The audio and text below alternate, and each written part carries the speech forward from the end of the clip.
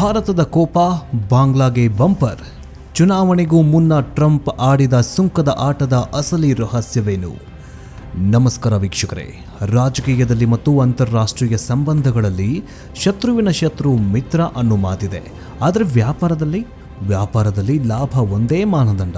ಅಲ್ಲಿ ಮಿತ್ರನೇ ಆಗಿರಲಿ ಅಥವಾ ಶತ್ರುನೇ ಆಗಿರಲಿ, ಇಲ್ಲಿ ಇರೋದು ಕೇವಲ ವ್ಯವಹಾರ. ಇವತ್ತು ನಾವು ಮಾತನಾಡೋದಕ್ಕೆ ಹೊರಟಿರೋ ವಿಷಯ ಭಾರತದ ನೆರೆಹೊರೆಯಲ್ಲಿ ನಡೀತಾ ಇರುವ ಒಂದು ದೊಡ್ಡ ಬದಲಾವಣೆಯ ಬಗ್ಗೆ. ಒಂದು ಕಡೆ ಭಾರತ ಬಾಂಗ್ಲಾದೇಶದ ಸಂಬಂಧ ಹಳಸಿದೆ. ಬಾಂಗ್ಲಾದೇಶದಲ್ಲಿ ಹಿಂದೂಗಳ ಮೇಲೆ ನಡೀತಾ ಇರುವ ದೌರ್ಜನ್ಯ, ಅಲ್ಲಿನ ಅಲ್ಪಸಂಖ್ಯಾತರು ಎದುರಿಸ್ತಾ ಇರುವ ಸಂಕಷ್ಟದ ಬಗ್ಗೆ ಭಾರತ ಕೆಂಡಾಮಂಡಲವಾಗಿದೆ. ಭಾರತದ ಕೆಂಗಣ್ಣು ಬಾಂಗ್ಲಾ ಮೇಲೆ ಬಿದ್ದಿದೆ. ಇಂಥ ಸಮಯದಲ್ಲಿ ಜಗತ್ತಿನ ದೊಡ್ಡಣ್ಣ ಅಮೆರಿಕ ಒಂದು ಹೊಸ ಆಟ ಶುರು ಮಾಡಿದ್ದಾನೆ. ಅದು ಸಾಮಾನ್ಯವಾಗಿ ಅಮೆರಿಕ ಫಸ್ಟ್ ಎನ್ನುವ ಟ್ರಂಪ್ ಬೇರೆ ದೇಶಗಳ ಮೇಲೆ ತೆರಿಗೆ ಅಥವಾ ಸುಂಕ ಏರಿಸುವುದನ್ನೇ ನಾವು ನೋಡಿದ್ದೀವಿ.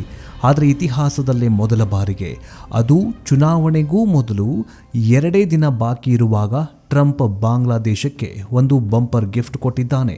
ಭಾರತದ ವಿರೋಧದ ನಡುವೆಯೂ ಬಾಂಗ್ಲಾದೇಶದ ಬೆನ್ನಿಗೆ ನಿಂತಿದ್ದಾನೆ. ಅಷ್ಟಕ್ಕೂ ಟ್ರಂಪ್ ಹೀಗ್ಯಾಕೆ ಮಾಡ್ದ? 20% ಸುಂಕವನ್ನು 19% ಇಳಿಸುವುದರ ಹಿಂದೆ ಇರೋ ಮರ್ಮ ಏನು? ಇದರಿಂದ ಭಾರತಕ್ಕೆ ಆಗುವ ನಷ್ಟ ಏನು? ಮತ್ತು ಬಾಂಗ್ಲಾದೇಶದ ಮಧ್ಯಂತರ ನಾಯಕ ಮೊಹಮ್ಮದ್ ಯೂನಸ್ ಸರ್ಕಾರಕ್ಕೆ ಇದು ಹೇಗೆ ಸಂಜೀವಿನಿಯಾಗತ್ತೆ? ಬನ್ನಿ ಇವತ್ತಿನ ಈ ಡೀಟೇಲ್ಡ್ ವಿಡಿಯೋದಲ್ಲಿ ಅಮೆರಿಕ ಬಾಂಗ್ಲಾ ಡೀಲ್ ಹಿಂದಿರುವ ಸತ್ಯವನ್ನ ಎಳೆಯಾಗಿ ಬಿಚ್ಚಿಡ್ತೀವಿ. ಈಗ ಅಮೆರಿಕದ ಅಧ್ಯಕ್ಷ ಡೊನಾಲ್ಡ್ ಟ್ರಂಪ್ ಬಾಂಗ್ಲಾದೇಶಕ್ಕೆ ಸಹಾಯ ಮಾಡಿರೋದು ಎಷ್ಟರ ಮಟ್ಟಿಗೆ ಸರಿ?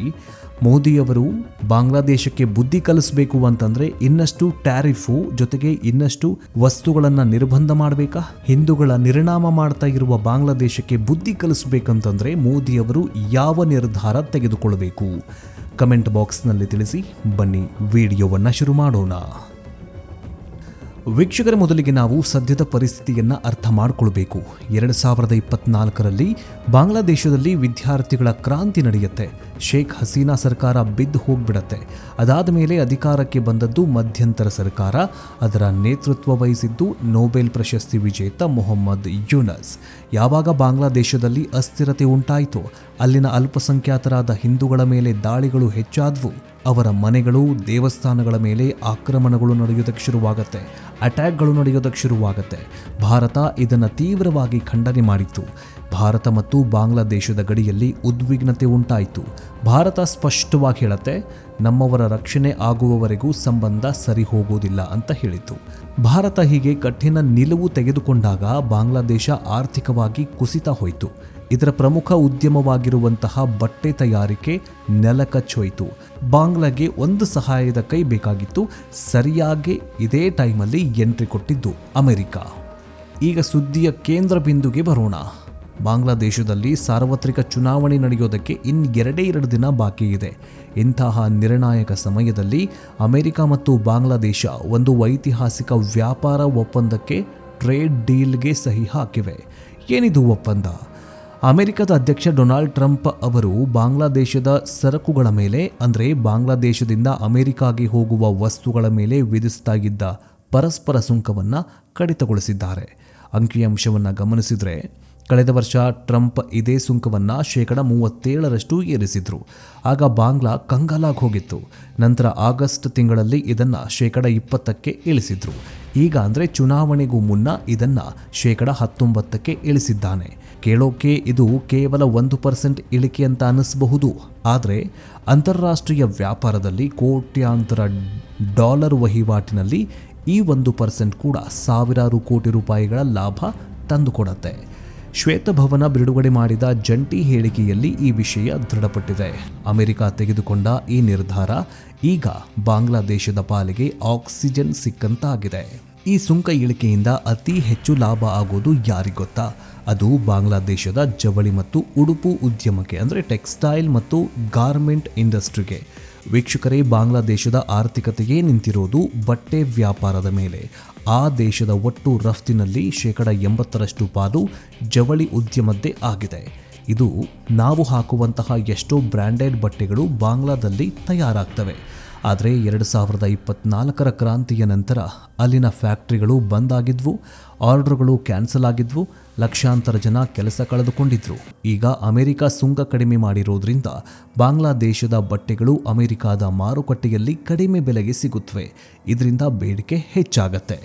ಬಾಂಗ್ಲಾದೇಶದ ಮಧ್ಯಂತರ ನಾಯಕ ಮೊಹಮ್ಮದ್ ಯೂನಸ್ ಸೋಷಿಯಲ್ ಮೀಡಿಯಾದಲ್ಲಿ ಏನು ಹೇಳಿದ್ದಾರೆ ಗೊತ್ತಾ? ಈ ಹೊಸ ಒಪ್ಪಂದದ ಪ್ರಕಾರ ಅಮೆರಿಕದಲ್ಲಿ ಬೆಳೆದ ಹತ್ತಿ ಮತ್ತು ಮಾನವ ನಿರ್ಮಿತ ನಾರು ಬಳಸಿ ತಯಾರಾದ ಬಾಂಗ್ಲಾದೇಶದ ಉಡುಪುಗಳಿಗೆ ಈ ರಿಯಾಯಿತಿ ಸಿಗಲಿದೆ ಅಂತ ಹೇಳಿದ್ದಾರೆ. ಇಲ್ಲೇ ಇರೋದು ನೋಡಿ ಅಮೆರಿಕದ ಬುದ್ಧಿವಂತಿಕೆ. ಒಂದು ಕಡೆ ಬಾಂಗ್ಲಾಗೆ ಸಹಾಯ ಮಾಡ್ದಂಗೂ ಆಯಿತು, ಇನ್ನೊಂದು ಕಡೆ ತನ್ನ ದೇಶದ ಹತ್ತಿಯನ್ನ ಬಾಂಗ್ಲಾಗೆ ಮಾರಾಟ ಮಾಡುವ ದಾರಿಯನ್ನು ಸುಗಮ ಮಾಡಿಕೊಂಡಿತು. ಇದನ್ನೇ ಹೇಳೋದು ವ್ಯಾಪಾರ ತಂತ್ರ ಅಂತ. ಟ್ರಂಪ್ ಸುಮ್ಮನೆ ಯಾರಿಗೂ ಗಿಫ್ಟ್ ಕೊಡುವ ವ್ಯಕ್ತಿಯಲ್ಲ. ಅಮೆರಿಕ ಫಸ್ಟ್ ಅನ್ನೋದು ಈತನ ಪಾಲಿಸಿ. ಹಾಗಾದರೆ ಈ ಡೀಲ್ನಿಂದ ಅಮೆರಿಕಾಗೆ ಏನು ಸಿಗತ್ತೆ? ಶ್ವೇತಭವನದ ವರದಿಯ ಪ್ರಕಾರ ಇದು ಏಕಪಕ್ಷೀಯ ಒಪ್ಪಂದ ಅಲ್ಲ. ಬದಲಿಗೆ ಬಾಂಗ್ಲಾದೇಶ ಕೂಡ ಅಮೆರಿಕದ ಕೆಲವೊಂದಿಷ್ಟು ಸರಕುಗಳಿಗೆ ಶೂನ್ಯ ಸುಂಕ ಅಥವಾ ಆದ್ಯತೆ ಮಾರುಕಟ್ಟೆ ಪ್ರವೇಶ ನೀಡಬೇಕು. ಅಮೆರಿಕ ಕಣ್ಣು ಎಲ್ಲಿದೆ ಗೊತ್ತಾ? ಇಂಧನ. 15 ವರ್ಷಗಳಲ್ಲಿ ಬಾಂಗ್ಲಾದೇಶ ಅಮೆರಿಕದಿಂದ ಸುಮಾರು 15 ಬಿಲಿಯನ್ ಅಂದರೆ 15 ಶತಕೋಟಿ ಡಾಲರ್ ಮೌಲ್ಯದ ಇಂಧನವನ್ನು ಖರೀದಿಸಬೇಕು. ಕೃಷಿ ಉತ್ಪನ್ನಗಳು. ಅಮೆರಿಕದ ರೈತರು ಬೆಳೆದ ಸುಮಾರು 3.5 ಶತಕೋಟಿ ಮೌಲ್ಯದ ಕೃಷಿ ಉತ್ಪನ್ನಗಳನ್ನು ಬಾಂಗ್ಲಾ ಕೊಂಡುಕೊಳ್ಬೇಕು. ವಿಮಾನಗಳ ಖರೀದಿ. ಇದು ಬಹುದೊಡ್ಡದಾದದ್ದು. ಬೋಯಿಂಗ್ನಂತಹ ಅಮೆರಿಕನ್ ಕಂಪನಿಗಳಿಂದ ಬಾಂಗ್ಲಾದೇಶ ವಿಮಾನಗಳನ್ನು ಖರೀದಿಸುವ ಒಪ್ಪಂದವೂ ಕೂಡ ಇದರಲ್ಲಿ ಇದೆ. ಇನ್ನು ಔಷಧ ಮತ್ತು ವಾಹನಗಳು. ಅಮೆರಿಕದ ಸರ್ಕಾರ ಅನುಮತಿ ನೀಡಿದ ಔಷಧಗಳು ಮತ್ತು ವಾಹನಗಳನ್ನು ಬಾಂಗ್ಲಾದೇಶ ಯಾವುದೇ ತಕರಾರಿಲ್ಲದೆ ತನ್ನ ಮಾರುಕಟ್ಟೆಗೆ ಬಿಟ್ಟುಕೊಳ್ಳಬೇಕು.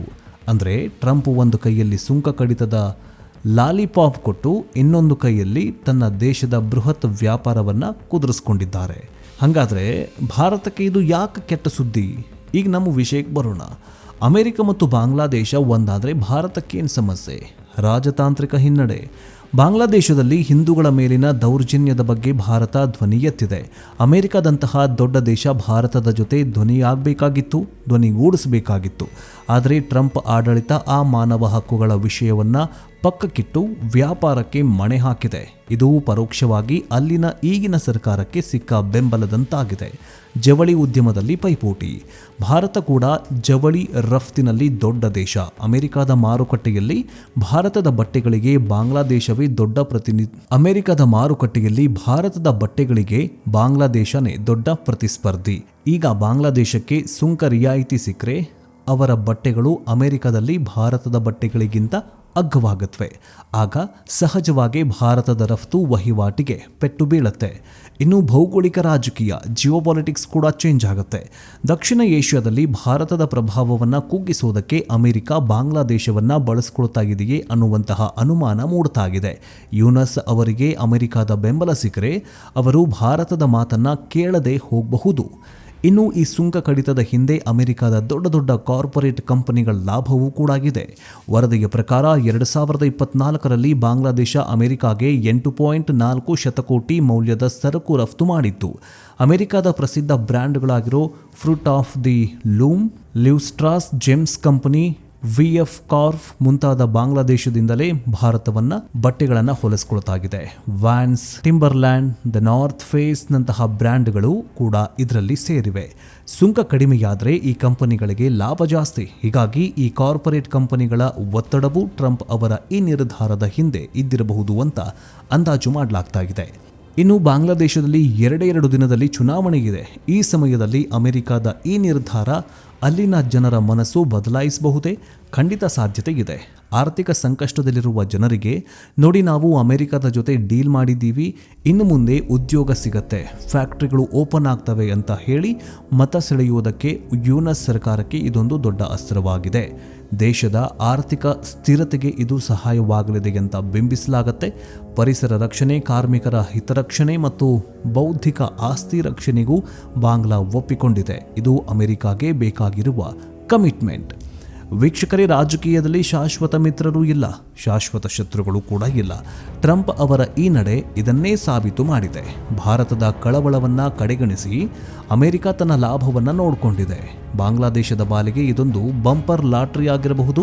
ಆದರೆ ಅಲ್ಲಿನ ಅಲ್ಪಸಂಖ್ಯಾತರ ರಕ್ಷಣೆ ಮತ್ತು ಭಾರತದೊಂದಿಗಿನ ಸಂಬಂಧದ ವಿಷಯದಲ್ಲಿ ಇದು ಯಾವ ಪರಿಣಾಮ ಬೀರಲಿದೆ ಅನ್ನೋದನ್ನ ಕಾದು ನೋಡಬೇಕಾಗಿದೆ. ಒಂದು ಕಡೆ ಆರ್ಥಿಕ ಚೇತರಿಕೆಯ ಭರವಸೆ, ಇನ್ನೊಂದು ಕಡೆ ಸಾಮಾಜಿಕ ಅಸ್ಥಿರತೆಯ ಭಯ.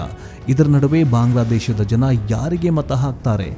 ಅಮೆರಿಕದ ಈ ಗಿಫ್ಟ್ ಬಾಂಗ್ಲಾವನ್ನ ಉಳಿಸುತ್ತಾ ಅಥವಾ ಭಾರತದಿಂದ ಮತ್ತಷ್ಟು ದೂರ ಮಾಡುತ್ತಾ? ನಿಮಗೇನನ್ಸುತ್ತೆ? ಟ್ರಂಪ್ ಮಾಡಿದ ಸರಿನಾ? ಭಾರತ ಈಗ ಯಾವ ರೀತಿಯ ಪ್ರತಿಕ್ರಿಯೆ ನೀಡಬೇಕು? ಅಭಿಪ್ರಾಯಗಳನ್ನು ಕಮೆಂಟ್ ಬಾಕ್ಸ್ನಲ್ಲಿ ತಿಳಿಸಿ. ನೆಕ್ಸ್ಟ್ ಅಪ್ಡೇಟ್ನೊಂದಿಗೆ ಬೇಗ ವಾಪಸ್ ಬರ್ತೀವಿ. ಜೈ ಹಿಂದ್, ಜೈ ಕರ್ನಾಟಕ, ವಂದೇ ಮಾತರಂ.